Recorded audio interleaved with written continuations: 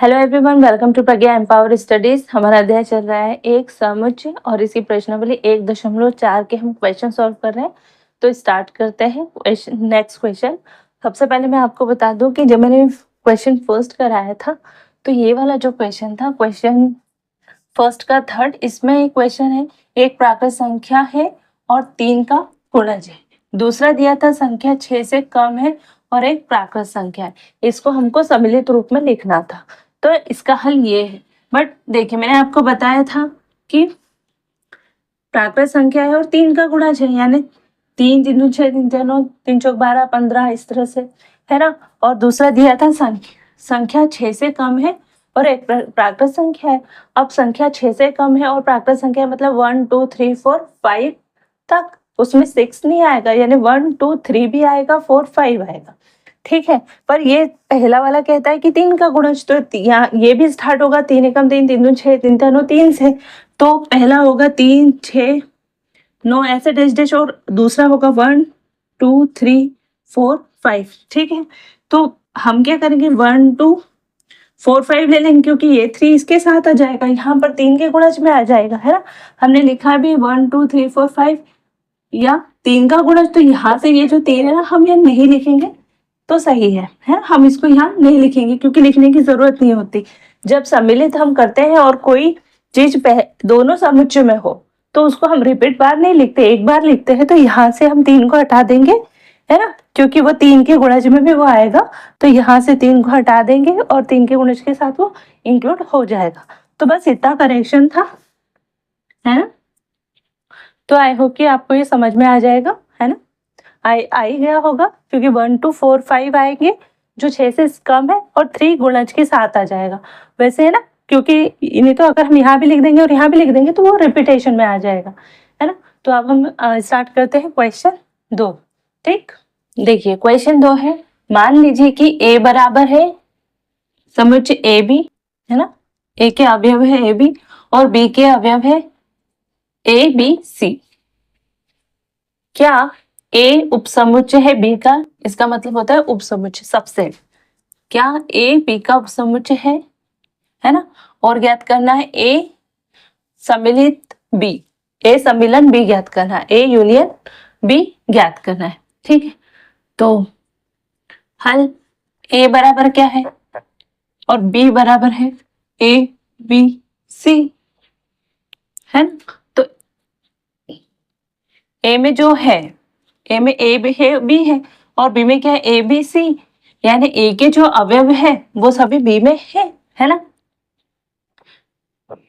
ए के सभी अवयव बी में है, अतः ए बी का उपसमुच्चय होगा, ए उपसमुच्चय बी होगा, ठीक है। इसका उत्तर आएगा हाँ,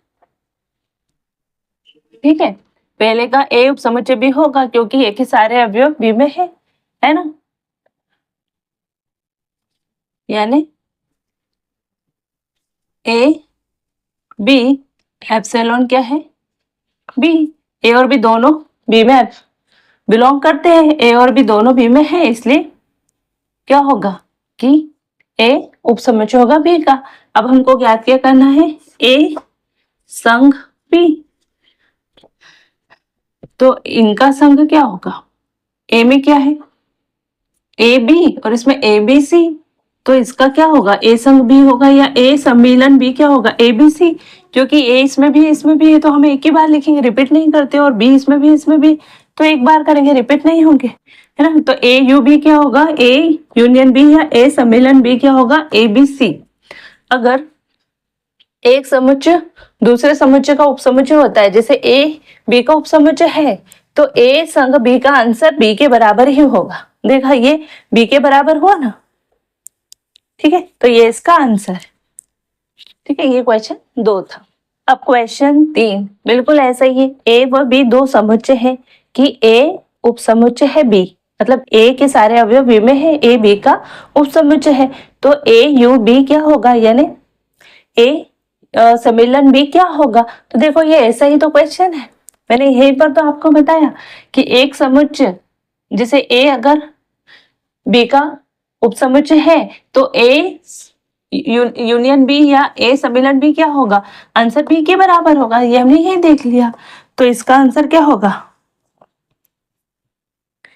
यदि ए उपसमुच्चय बी है तो ए के सारे अवयव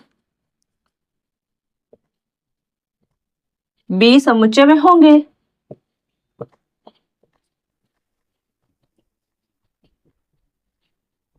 है ना। अतः ऐसी स्थिति है, बिल्कुल ए बी का उपसमुच्चय है ना। इसमें भी वही है, वो तो दिया ही है कि ए और बी दो समुच्चय है कि ए उपसमुच्चय है बी का, तो ए यू बी ज्ञात करना है। तो ये तो हमने यहाँ पर पता किया पहले तो, क्योंकि हमारे पास ये दो थे, ए को देखा ए बी है और बी को देखा ए बी सी है।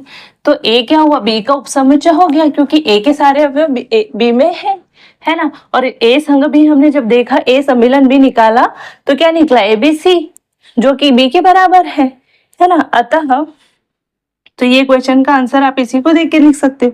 यदि ए उपसमुच्चय है बी का है तो ए के सारे अवयव बी में होंगे, इसलिए ए यू बी या ए सम्मिलन बी का आंसर क्या होगा, बी।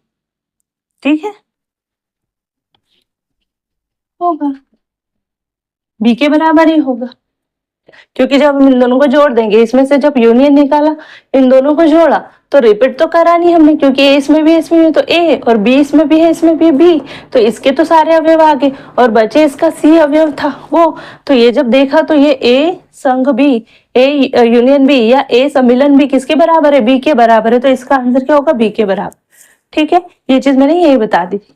तो आई होप कि ये दोनों क्वेश्चन आपको समझ में आए होंगे, है ना। वीडियो अच्छा लगे तो वीडियो को लाइक करना, चैनल पर नए हो तो चैनल को सब्सक्राइब करना, कोई भी इशू हो कोई भी कमेंट हो तो कमेंट बॉक्स में कमेंट करना, अपने फ्रेंड सर्कल में शेयर करना। मिलते हैं नेक्स्ट वीडियो में, तब तक के लिए जय हिंद जय भारत, थैंक यू।